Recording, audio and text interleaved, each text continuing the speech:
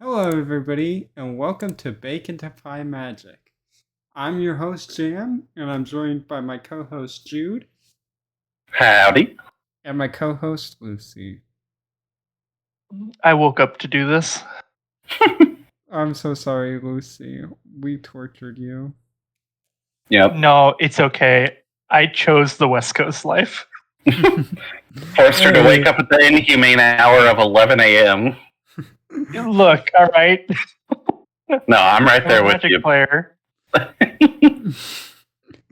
Alright, I woke up at like 8 today, so I'm not as crazy as y'all. No But comment. today, we're going to be talking about some of our planes that we're either excited to revisit or we hope get revisited, or just we really want to see them again. So I'll go ahead and start us off. This is a plane that we know we're going to revisit, and I'm really excited to revisit it.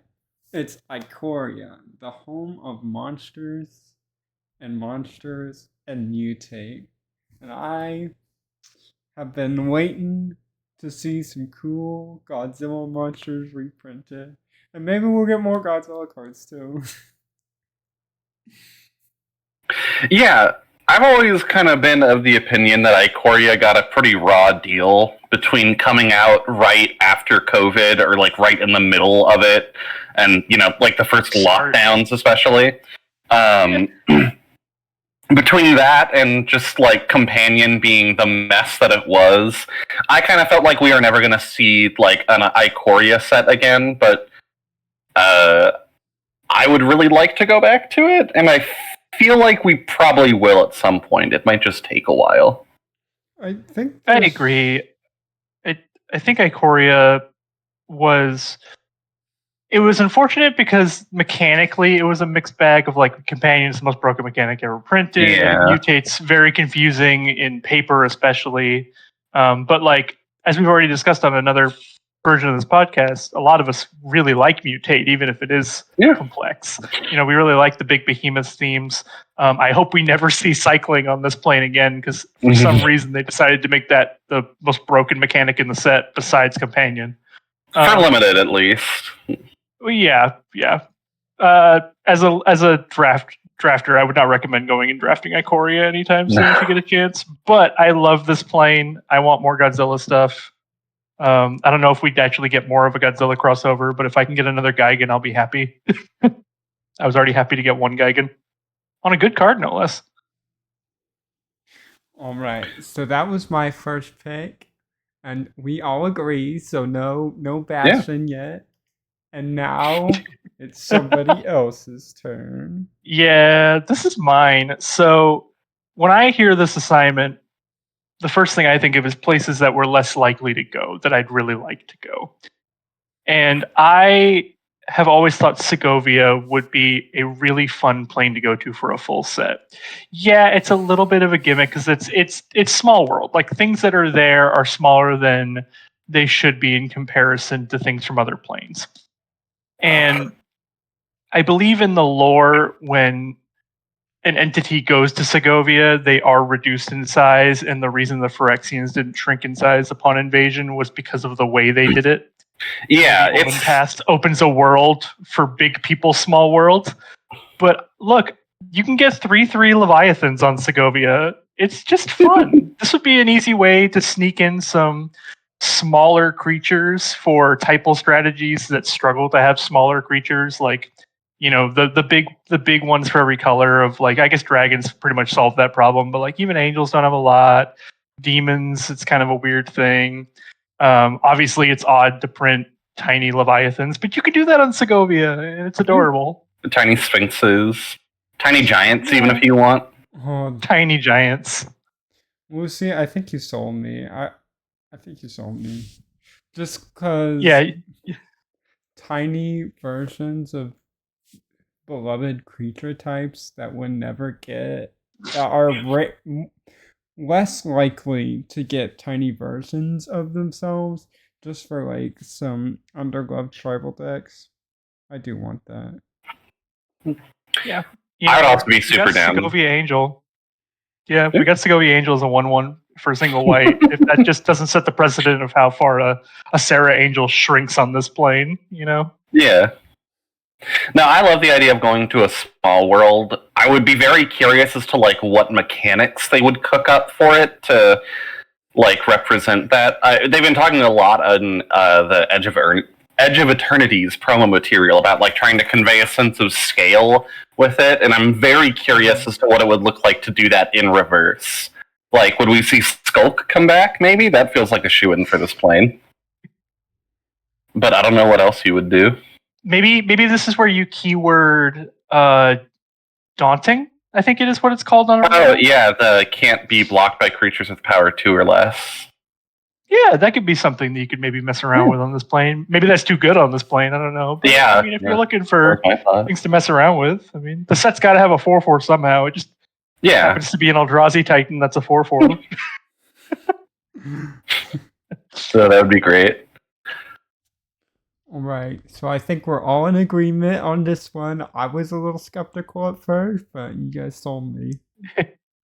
Join me in Small World. We won't play the song. Yeah. Okay. So I picked Amonkhet, and a lot of this is largely due to story developments with it. Since the invasion of Amonkhet, invasion of the multiverse via the Phyrexians, Amonkhet kind of like had its own personal little apocalypse with the Hour of Devastation and Bolus returning and everything, and then they got hit with a second one, and then they apparently bounced back so hard that they could join a multiplanar Mario Kart and even help host it. And pretty much all of the Amonkhet stuff that we saw in Aether Drift was really compelling. I liked the mention of like more of the bug gods. I like the new gods that are like apparating. And just sort of like the story hook of like a people rediscovering and like, figuring out, okay, we've lived under tyranny for like pretty much the entire written history of our plane. What are we doing now that that tyrant is gone? And also what was it like before he showed up? I don't know. Also, I like the mechanics. I like graveyard sets. -1/-1 counters are okay too, but I doubt we'll see them again in standard. -1/-1. I'm all here for going back to Amonkhet. Let's go back to Amonkhet. Amonkhet's a great place. Egyptian mythology's fun. Graveyard mechanics are fun. TM. And I'll be honest, I have a soft spot for -1/-1 counters. I don't think we'll see him again if we went back to Amonkhet, because it was more of a play on what was going on at the time, so it doesn't necessarily fit the plane maybe as much anymore. But Amonkhet's the reason we got white zombies. So yeah, mummies. Let's go back. Give me more mummies. Give me more of the gods. If Yu-Gi-Oh can have their crazy Egyptian stuff, give us our crazy Egyptian stuff back. So recently we did a podcast where we ranked the gods, and I think I ranked most of the Amonkhet gods pretty awesome. So I do like the mechanics in Amonkhet a lot. And Amonkhet has always had a pretty interesting story, especially when Bolus took it over. And I think now they could have an interesting story where we see how they recovered and what they've done since then. And I think that would be really cool. Yeah. Also worth mentioning that Bolus is back on the table as a character now, as of Tarkir. He's just not in the meditation plane anymore, and we have no idea where he is. Okay, but imagine he shows up on Amonkhet and someone recognizes him, and they're just like, "We're not doing this again." And I think a good amount of people would recognize him. Yeah, he just shows up, and it's just like, "Oh, we're not doing this again. We got to beat the dragon's ass. Get him while he's out of here. Get the broom." I will say, I would be interested to see flavor-wise how this plane potentially adapts its customs around death since the Hour of Devastation, because they don't really have a reason to be. Maybe mummifying is one thing, but the fact that they were all being put into one place, the fact that they were using them as a cultural labor force, the fact that the trials were so centric to their life. I just want to see more of how this plane's had to adjust now that they're not doing this. Yeah, There's some things that are like massive life shakeups. we've gotten glimpses at it, but I want more detail. And I want to see Mhm. like what the new gods look like, and if there's any of the old gods that are hanging around the plane still. Oh, All of a sudden, Ketra's still around. we've got Locust God. No, Ketra's super dead. What are you talking about? I think Jude's thinking of Hazaret, right? We're at the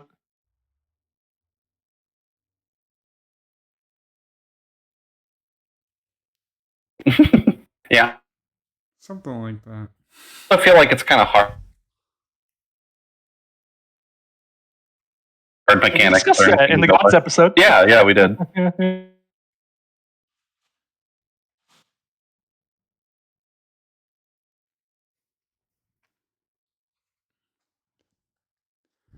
All right. Are The y'all? next one. Y'all are, I can't hear y'all, by the way. Oh dear. But we can move on to the next one. Can you hear us now? I can hear you. All right. My pick. Invasion of War. I mean, I first thought what this thought. Okay, next plane that I want to revisit, that I know we're revisiting, is Warwind. And it's like cool Shadowmoor, Warwind side, and all the like fantasy creatures, and like how they have like cool dark versions, and like also Warwind versions, and like how this point is just so interesting to me. What about y'all? We better get more Noggles next year. If there's no more Noggles, we riot. Yeah, Noggles a riot. I want Noggle Typal as a limited theme and a commander deck. I mean, Blue-Red didn't really have a good like typal identity the first time we were in Lorwyn. Like we had Noggles, we had a couple of other random things. I mean, they made up Noggles for Lorwyn, I think. I think they just wanted that to be like the fey creature of Blue-Red. Yeah. Personally, there's one creature type that got one card in Old Lorwyn that I hope we see another one of again, because I just think the monster concept of it is so cool. Is I want another Nucklevy. We got one Nucklevy. Ooh, yeah. I love those guys. That being said, Jim, I have great news for you. We're going back to Lorwyn. Hey, the podcast is ones that we want to see again. And hey, if it's released, and you will. And we will. Yeah. I hope the return to Lorwyn is just as triumphant as the return to Kamigawa was. Yeah, agreed. I think the thing I'm most curious about with this plane is the story, because the name of the set for when we're going back to Lorwyn is Lorwyn Eclipsed. And, you know, the plane Lorwyn Shadowmoor has like the whole day-night cycle thing going on, where it spends, I think, like 300 years in its light mode and then 300 in the dark mode or something along those lines. So I'm curious what it means for them to be eclipsed.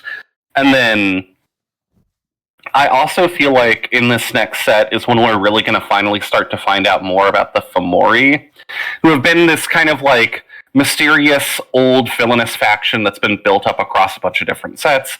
They had a vault on Thunder Junction. They had done stuff on Ixalan in the underground. They've been mentioned in Edge of Eternities as having gone to war with the Eldrazi in the past, which is kind of crazy. But, you know, Fomori comes originally from Irish mythology. So I think it would make a lot of sense for Lorwyn, which is heavily based around a lot of different Gaelic mythologies. It would just make sense if this was where we finally found out more about the Fomori. I think it's funny that the set's called Lorwyn Eclipsed, because my first thought is just, yes, flavorfully, that makes a lot of sense for how you'll probably have to take the story.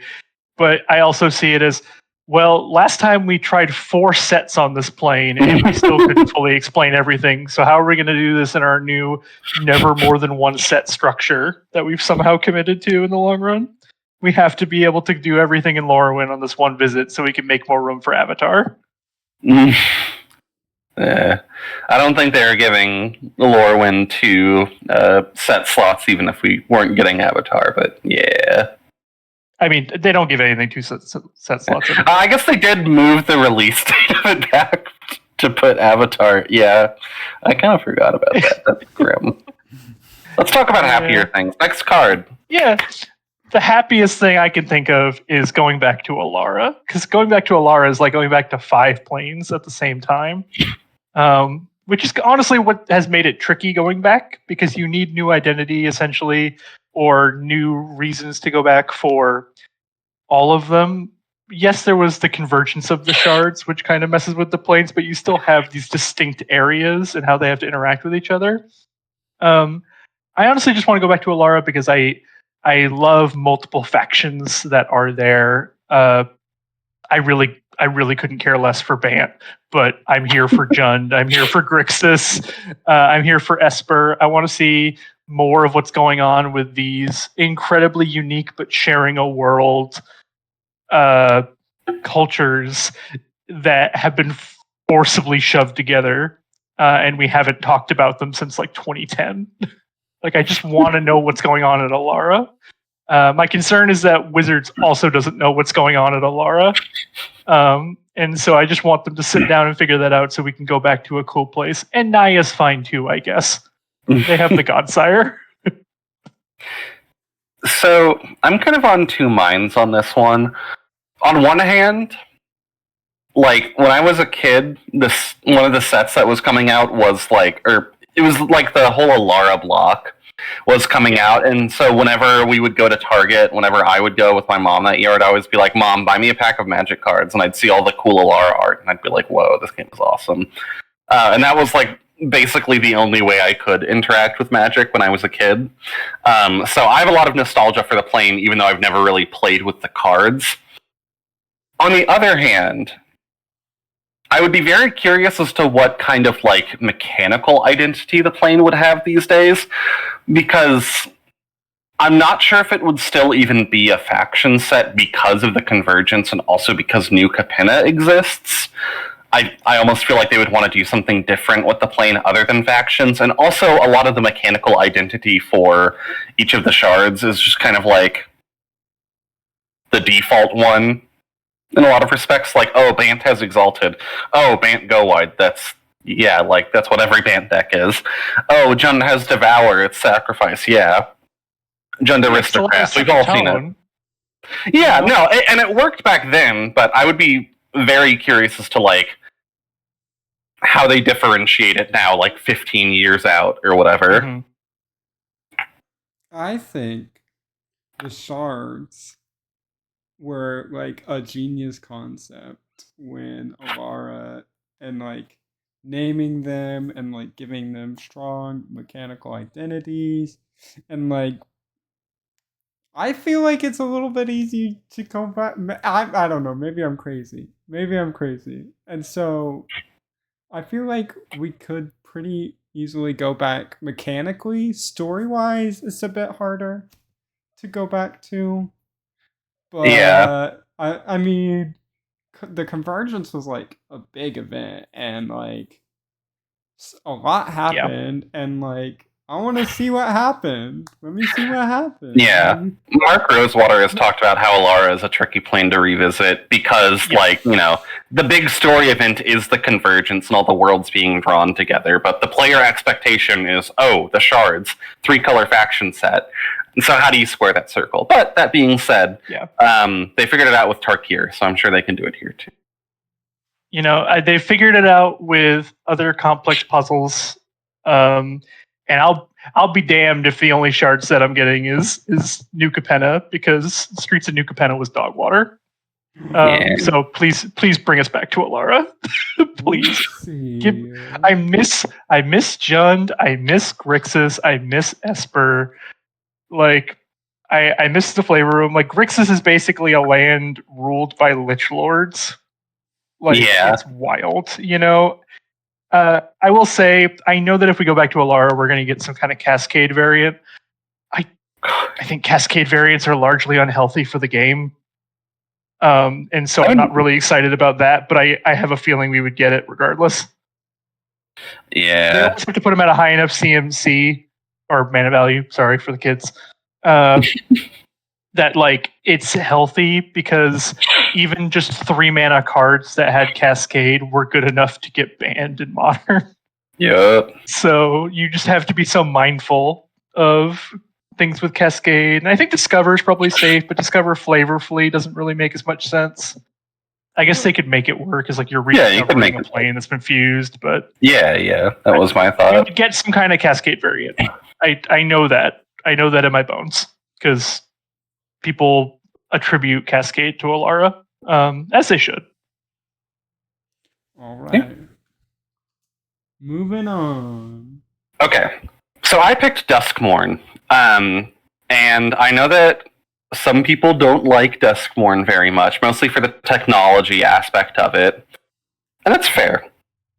I think this plane is super sick. And we did just go there, so I would want this to be out a little while, but one thing from the world building guide for the Planeswalkers guide, rather, for Duskmourn, they mentioned, is that the usual kind of like modus operandi for Valgavoth is to kind of not pursue the survivors on the plane as much and kind of like give them several weeks between big scary harrowings is what it's called when all the cellar spawn are active, so that their fear can build back up because he's a big demon that feeds on fear. Currently, Duskmourn, as we saw it, looks a lot different than it usually does, at least in terms of how much activity there is. Just because, the Omen Paths are open, and now Valgavoth can harvest fear from other planes by opening doors there. So he doesn't need to necessarily keep all the survivors around, or not as many, anyways.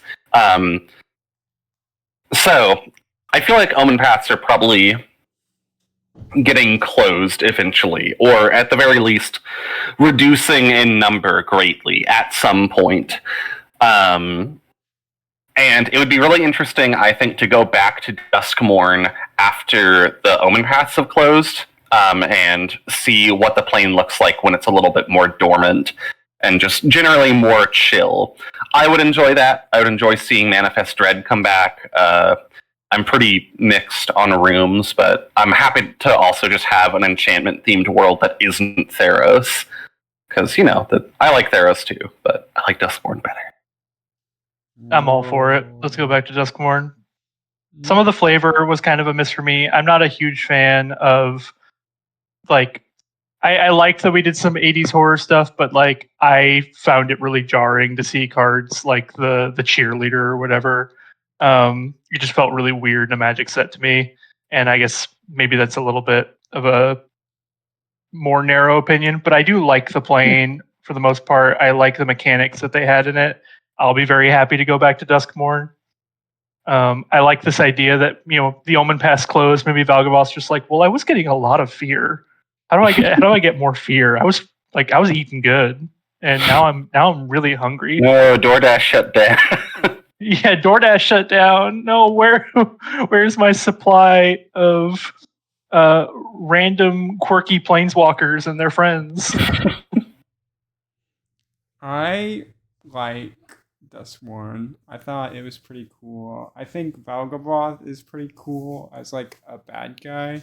I didn't like all of Duskmourn. There were parts that I didn't like about Duskmourn. But like Manifest Dread was cool, and like the enchantments theme is pretty cool. I always like enchantment based stats. Enchantments are like one of my favorite types. Yeah, agreed. And just like Valgavoth is cool. And I think the art could be a little better, but it's alright. It's kind of hit or miss. For me, I don't mind the more modern aesthetic. I don't think they should have put like the interplanar visitors in it, but that's whatever. But I think the main problem was just some of the fashion was really bad. And like it's the 80s. Yep. Some of the fashion was bad, but like I don't want it to be too campy.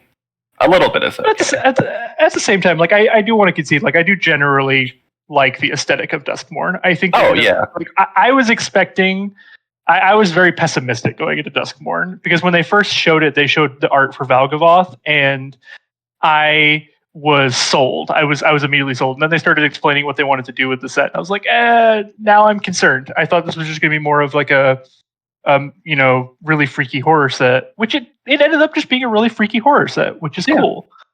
And so I'd love to go back to Duskmorn since we can't go back to New Phyrexia for a while. Yeah. They got to put it in the box until they decide they got to crack the glass on it for a new villain. Yeah. I wouldn't even mind, like, changing up the aesthetic one some. Like, Victorian Duskmorn would be really fun, but it's more likely to do that on a different plane, I think. Yeah, I think Victorian, like, gothic horror is just always going to be Innistrad's thing. Yeah. I think they'll probably try to keep those pretty separate. Yeah. Okay. Next card. I picked the plane of Kamigawa because Kamigawa is really cool, and they have a lot of cool characters, and they have a lot of cool themes, and they have a lot of awesome aesthetics. And when we revisited Kamigawa last, it was super cool. One of Magic's best, like, I think it was like a sort of revival for Magic, if I'm not mistaken. And so Kamigawa is cool. It was I mean, what else came out that year? That was like Streets of New Capenna and I think Call Time was right before it, I think. Yeah, I mean, I think it was probably the best set that came out that year. I heard that people really liked the limited format for this set, although I didn't get to play it any. And I think really its biggest cultural impact was really shifting kind of the Overton window, I guess, on what can be in a Magic set, because Kamigawa was both like an old plane that was kind of hated before we went back to it.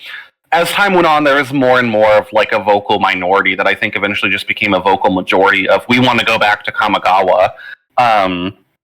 But, you know, there was also a faction of people that were like, this set was so dog water, I don't get why anyone wants to revisit it.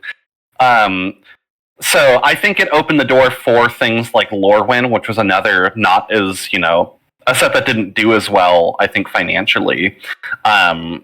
Opened the door for those to be returned to, but also opened the door to have more like technologically advanced planes, because Kamigawa was really the first time that they did that, and now that's opened the door to things like Duskmorn and Edge of Eternities and all the crazy stuff we're seeing now. So, yeah I would agree with that. I think it was always a weird situation with Kamigawa for the longest time, because the reasons for not going back were, one, the flavor was hit or miss for people, and also relied so much on Japanese mythology that a lot of Western players didn't get all the references. yeah. And then also it had a little bit of, not even just a little bit, it had the issue of like, it was a set about Japanese mythology designed entirely by white people. Like they just needed to get actual cultural consultants, which they did. Yeah. Kamigawa Neon Dynasty. Mechanically, it had a lot of issues, but there were people who really liked some of those problematic mechanics, whether they were problematic in a too good way or problematic in a terrible way. You know, like we didn't see Bushido when we came back, because Bushido is a weird mechanic and isn't very good, if we're being honest. But we obviously saw ninjutsu, because everyone loves ninjutsu. If you ever get a chance to draft Kamigawa Neon Dynasty, I highly encourage it. It is genuinely one of the best draft formats I've ever played. So we will go back to Kamigawa. It'll be Cyberpunk Kamigawa. So if anyone's like really amped for like the classical 2000 years ago Kamigawa or whatever, well, you better hope for supplemental sets, I guess. Yeah, I mean, but we'll go back to Kamigawa. It'll be a good time. The mythological stuff will always be a part of Kamigawa. It just isn't going to be the biggest part. I like the way they integrated them together when we did Neon Dynasty. Yeah, the whole, like, if you control an artifact and an enchantment theme was cool. Well, also just, like, flavorfully, the way it was, like, Kami playing with the technology, and they had to, like, still strike a balance between it. Yeah, I think they did a good job.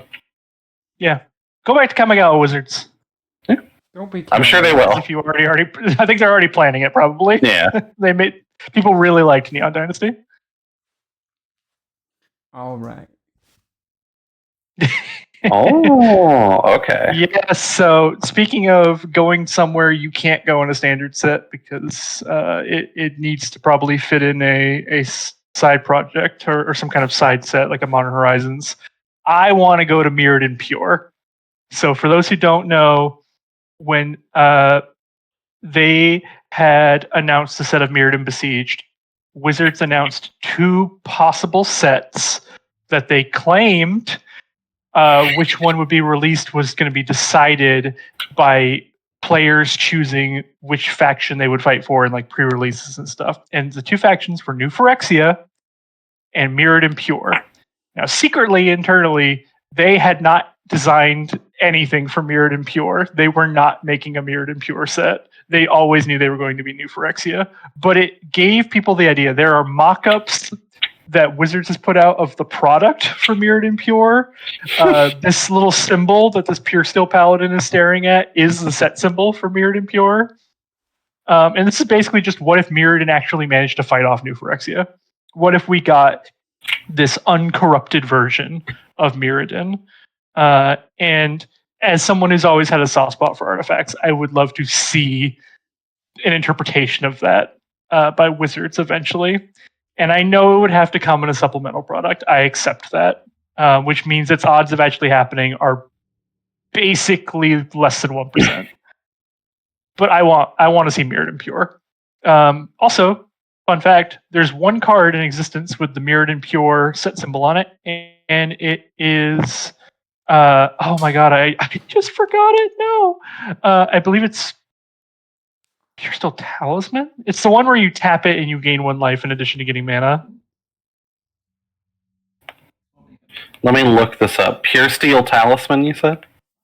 I think it's something else. Let me. Mm, Pristine yeah, that doesn't... Talisman. That's what it is. Sorry, Pristine Talisman is the card. So yes, Pristine Talisman is the only card ever printed with the Mirrodin Pure set symbol.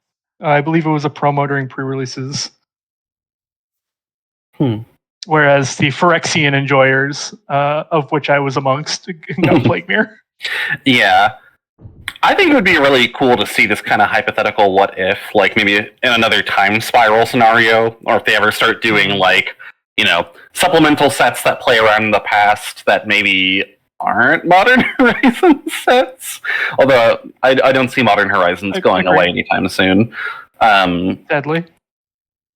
What I would really like is a...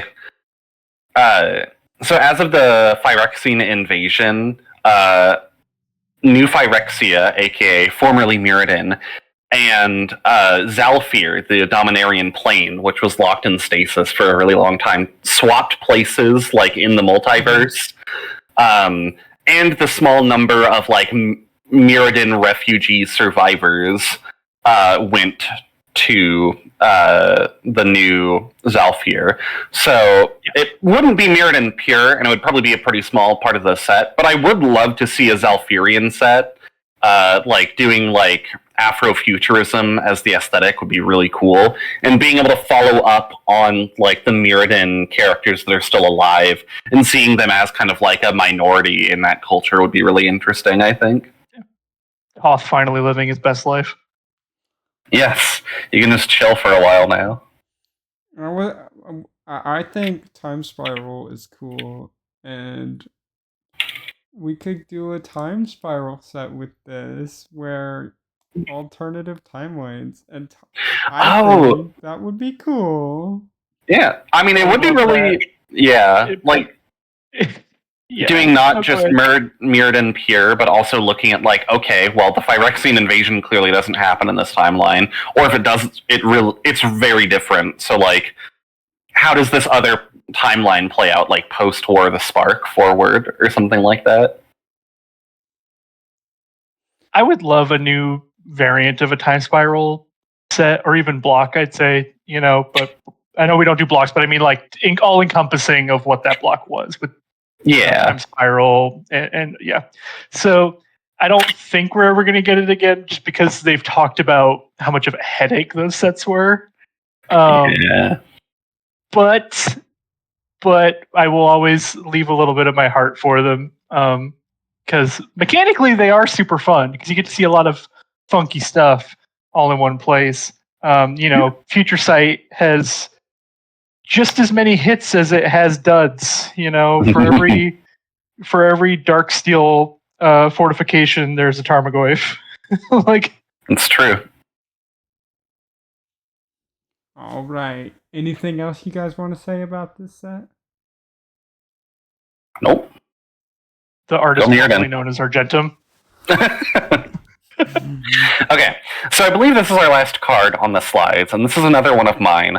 I am the number one Ixalan fan in the entire world. I love this plane. When I was first really getting into the game around my freshman year of Magic, Ixalan had come out really recently, so it was kind of like the set I looked at and I was like, whoa, that's really cool. And I think it's really funny that happened with an infamously weak in standard set that was surrounded by Kaladesh and all of that. Maybe that's why I have such an affinity for really bad cards. Anyways, Ixalan is primed for a revisit that focuses more on the first set's themes, I think. So back to the typal theme, dinosaurs, pirates. I would love to see more of the Ixalan Angels, because I think the kind of feathered Quetzalcoatl look that they have is really, really cool. And story-wise, there was a supplemental story that was released in accordance with Lost Caverns of Ixalan that talked about how back on the surface, there's kind of this triple alliance forming between Huatli and some parts of the Sun Empire, with Alinda and kind of her faction of the Church of the Dusk and Torazon, all the vampires. And then Admiral Brass and the pirates are also getting in on it. So I would really love to see kind of an Ixalan civil war situation where all the different factions break out into their own squabbles over whether or not we're going to join this alliance or not. And I would just love to see the story being pushed forwards. I think the politics of Ixalan are strangely compelling. It's not the first thing you would think of for the funny dinosaur and pirates world, but I don't know. I just want to see more of it. LCI was cool too, and I would want to see more of the LCI plotlines followed up on, but I miss the first time around Ixalan. Also let Vraska go back. Yeah, I think Ixalan has been a compelling set, even if its card quality hasn't always been the highest. Yeah. And so I think this is a place they'll go back to still with a certain amount of regularity. There's always a chunk of the player base that sees dinosaurs and pirates and loses their minds. If there were to be an Ixalan civil war, I'm on the side of the merfolk, and it's not even a debate. It's merfolk that's fair. And then everybody else. I hope the conquistadors get absolutely obliterated, and I hope the Sun Empire collapses. Yeah. Ixalan is freaking awesome. So many cool tribes, and it also, but I will say I don't want to see. You have to introduce changelings when you go back to Ixalan. The limited environment for the first block was so bad. Yeah, you need changelings or some other kind of a typal glue. Either do changelings or do it Bloomborough style. And so the way it worked was basically if you got a strong card for that strategy and that creature type, you had to go all in on it and just hope that people saw the signals that just wasn't open. And if you were successful, you got just an absolutely unstoppable deck. But if you weren't, your deck was terrible. It just could not come together. And Rivals of Ixalan helped a lot because it added mechanics that weren't as dependent on the creature types. But drafting 3 Ixalan, because this is back in the day for anyone who's in the where as they released more parts of blocks, whether it was a 2-set block or a 3-set block, you would draft differently and you would draft them together. And so when you drafted Rivals of Ixalan, it was 2 Rivals and 1 Ixalan, I believe. Original Ixalan is just 3 Ixalan packs, and it is it's about as fun as chewing on sandpaper. It is not a good format. I would not recommend it. But Also, if you can get a Merfolk deck, draft it. Merfolk and Pirates were so good in that draft format if you actually got the deck going. but then again, at the same time, like I know some portions of the player base don't like changeling cards, and I'm like kind of like in the middle. And they're wrong. I mean, I would like for them to find a different solution for including typal glue on Ixalan, because I just don't think changelings fit very well creatively. But, I mean, you know, at the end of the day, they should do whatever is best for the set and its limited environment and how it plays. So I wouldn't be, like, heartbroken if we got Ixalan changelings. I think not including them in the first place is the biggest mistake here, because it's a lot harder to justify adding them later. That's why I'm glad when they did Call Time, they just went, the changelings are from here, so we don't have to find a way to incorporate changelings in the rest of our world. But Lichara is just so many changelings. You just borrow the changelings from there. But also changelings had like their own like shapeshifter specific archetype. Call Time changelings are cool. Yeah, I think going forward, the best thing they can probably do is just make it faction based that happens to also have a creature type synergy to it. Because part of the problem too is that like the Sun Empire wants to be dinosaur typal, but also needs not dinosaurs in it. Like it just has so many people as part of it, where it just ends up being this weird thing. And then like I don't know, Pirates are always strong because they had Raid. Raid is just a very good mechanic. Merfolk are good because Merfolk are secretly just less good affinity in every form. Wait, that's really true. That's what type of Merfolk is. They're just water elves. Oh my god. Yeah, a little bit. There's so much more to the water elves. Because they don't actually generate a lot of mana. Elves, like, they just like dump out. Merfolk just kind of like increase each other's power a lot and do a lot of +1/+1 counter stuff. And I like that as kind of the niche. Difficult to block. It's one of those sad things that like such a core. We're getting a little off base here now, but a little bit. The typo Merfolk strategy has always been so core around like get island walk, put island walk on something, like, you know, make something an island, get through it, or just have other ways of getting evasion. And for the longest time, like modern Merfolk was jokingly referred to as worse affinity because it was like one turn slower. But the strategy is very similar, where it's almost like aggro combo, where you're doing this kind of tempo things until you snowball into like a Marrow Regery and start untapping all your Merfolk and doing crazy stuff.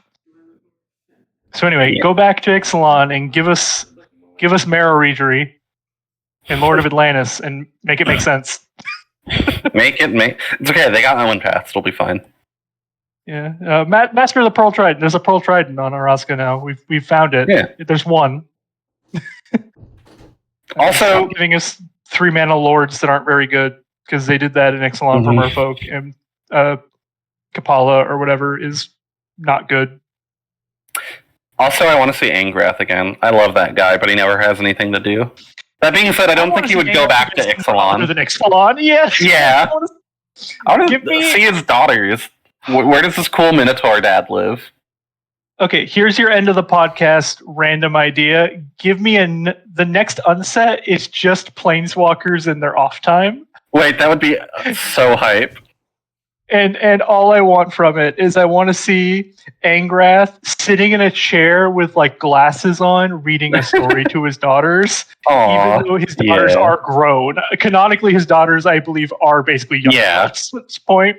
But I still just want to see Angrath sitting in like a rocking chair, just living his best life.